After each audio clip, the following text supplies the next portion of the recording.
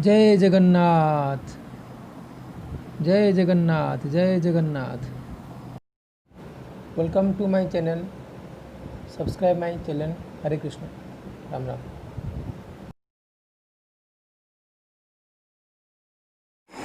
जय जगन्नाथ। आशा समस्ते भल रही। We are going to a difficult situation due to a pandemic disease, that is coronavirus. This virus totally disturbed our lifestyle and our earning system. So it is the big problem for us to survive without work. So how can escape from this virus? It is a main problem also. So there is only one solution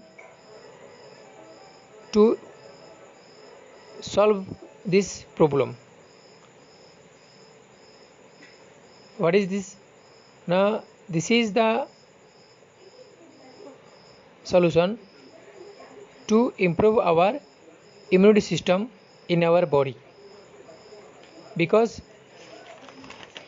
this immune system is helps to us to protect our body from the different types of disease.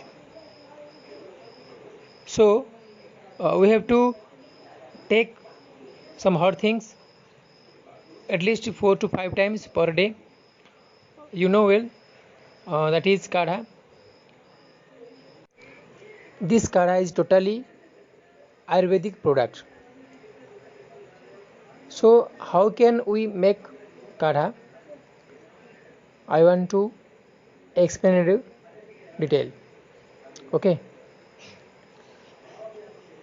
पहले हम क्या करेंगे, देखो क्या करेंगे।